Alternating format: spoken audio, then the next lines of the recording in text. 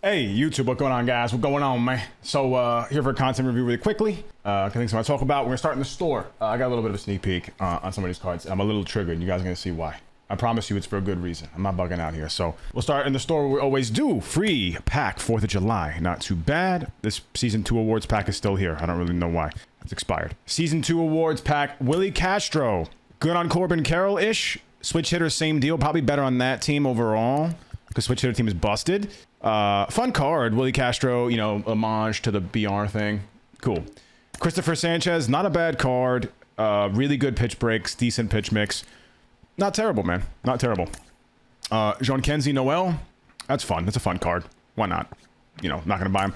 This is awesome. Jose Iglesias, for celebrating, they're celebrating him having a concert on the field with his own song. He actually kills lefties. Not a terrible card. Not a terrible card. So moving on, Gavin Stone, not bad either for a 91. Decent control, decent pitch breaks, good pitch mix. Lacking a little bit in the K per 9 department, but overall not terrible. Headliner, Jeremy Pena, really solid card. Really good build for a card. He's incredible on the Corbin Carroll team. Absolute must-have for that squad.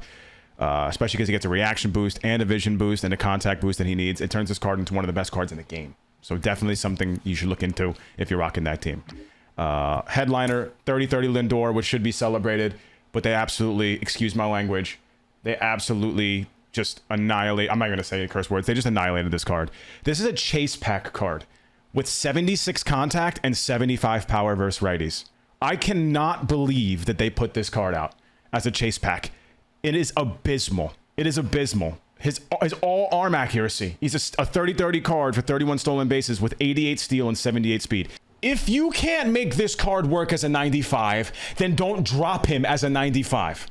Wait till we get 99s, which you can't do because of stupid sets and seasons. Under sets and seasons model, certain players, a lot of them, are not going to be getting good cards. Lindor is one of them because you have to cut something from him to make him a 95. Lower his arm accuracy. Base running aggressiveness and steal and all this arm accuracy stuff is why this card is worse than this card. 68 arm accuracy, no steal rating, but they're able to make him good. He even has a higher clutch rating than Lindor. I get it because of the postseason. He was insane. He won the money this postseason. This is absurd. This is an abomination. They should be embarrassed. He's not even that good versus lefties because of the contact. He's all right. You don't need 125 power on Lindor. 125, 95, 125 contact, 95 power is infinitely better than 95 contact, 125 power. A million times over a million. That pissed me off. Next pack, MLB All-Star Game pack, 40K stubs for Bregman. Not the worst card I've ever seen. Doesn't really fit anything though, so kind of tough to use. Joey Gallo, cool on the lefties team. If you want to rock that, maybe, but you know, it's Joey Gallo. It's for BR All-Star guys. Wilson Contreras, a really solid candidate for the Devers team. He misses a little bit of power versus righties, and that's what he gets it on that team. So very solid card for that team. That defense isn't even bad. It's not even bad because, you know, the fielding's whatever, but the blocking is good, and he's got a cannon on him. So this card's pretty solid. A sleeper there.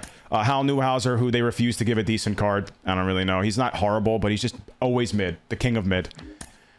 Warren Spahn, who is sneaky good, but again, just always looks the same. All of Warren Spahn's cards look the same to me. 91 Ralph Kiner, again, he's a player that is not going to really wow you. He doesn't even play first base, so kind of useless. He's a DH. Again, with the 80 clutch thing, I don't know why they tanked this guy's clutch rating. I have no idea why they do that, but maybe on Devers' team, I don't know if you get a clutch boost, but maybe. Aledmus Diaz, again, from, you know, the vault of random ass players. Someone over there likes Aledmus Diaz. We get cards from him like once a year. I don't know why. Just a weird build, very mid. Fitz Carroll team, though, so that's nice. That helps him a little bit, but I don't know. Yeah, man, that's that for the store. That Lindor card just pisses me off. I'm sorry. That annoys the hell out of me. Tanked my boy. Now to the Season 2 Awards Drop 5. 90 Carson Spires. 4-seam slurve, sinker, cutter, changeup. Not a bad mix. Breaks are not great. Control's not great either. Good control. Weird. 90 Adam Mazur. Again, 5-pitch mix. He has 32 control on his 4-seam fastball. 41 break on a change. What are those pitch breaks?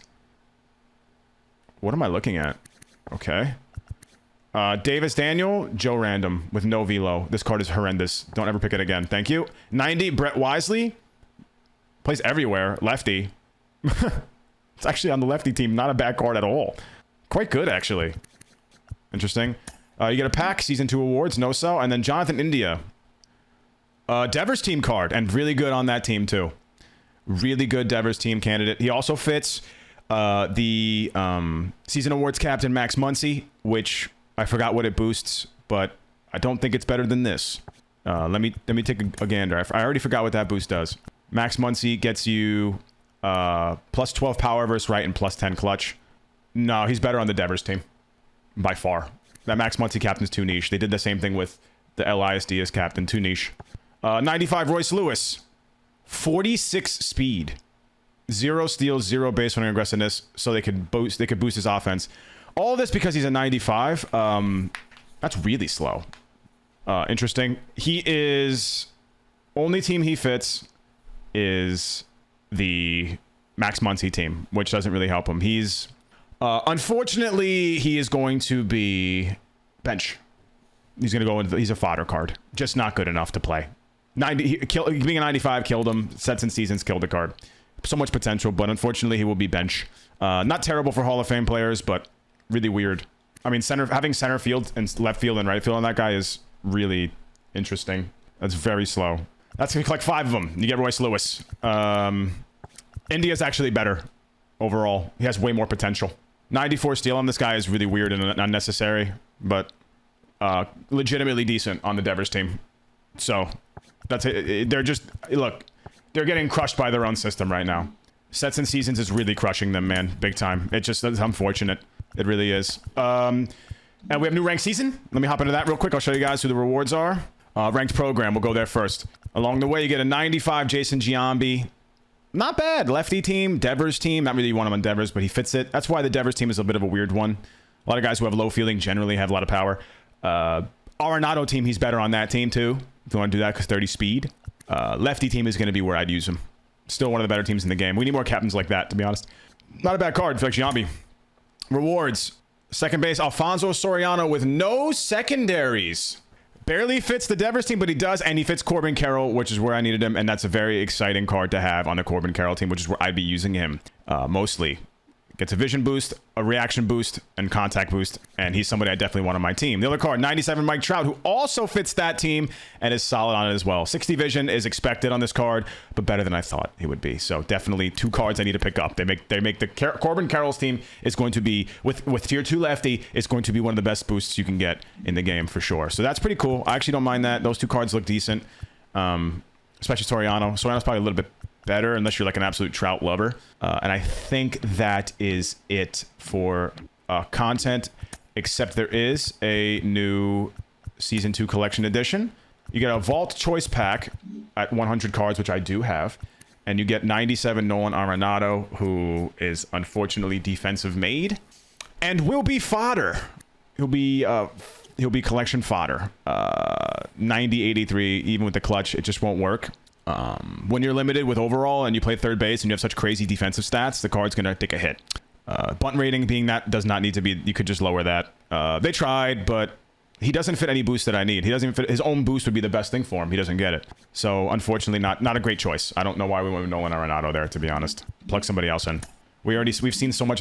Why are we seeing another Royce Lewis, another Nolan Arenado, another Mike Trout? We're seeing, like, all these cards that we've seen all year, man. Like, we're seeing more of them. I don't really understand why. Where are the new cards? Where are the new players?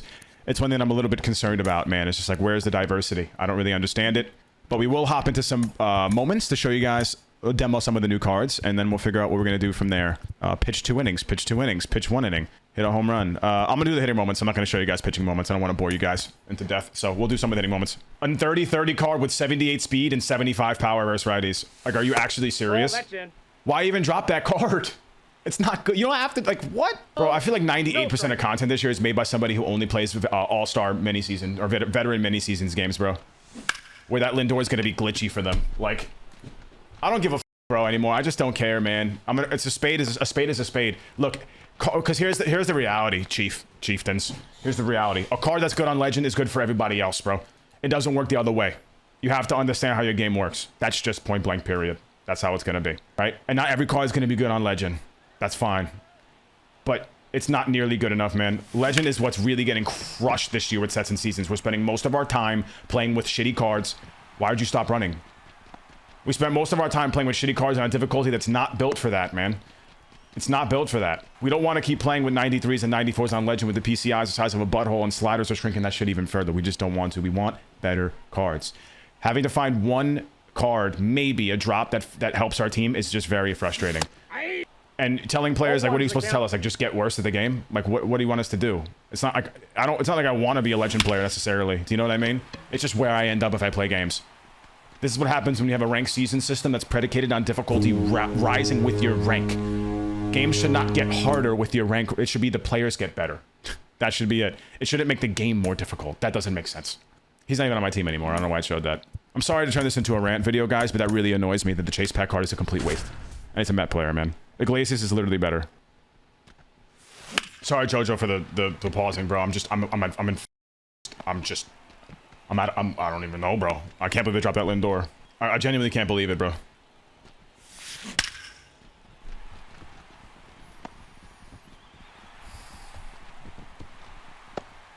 We got one more moment, and that's gonna be it, man. Let's get it. We pop him.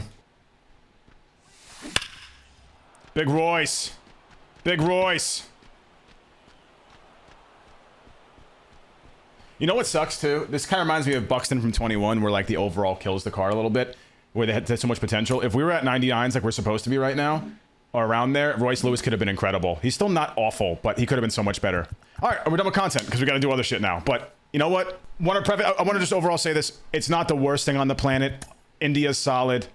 Some cards are good. Royce could be good for a lot of people. I get that. I totally get that. Lindor just pissed me off. That one bothered me, but that's just one of the cards. Actually, some decent ones. The World Series cards look pretty good. Sets and seasons continue to be the killer, though. So we'll hopefully move away from that soon next year, and we'll be good.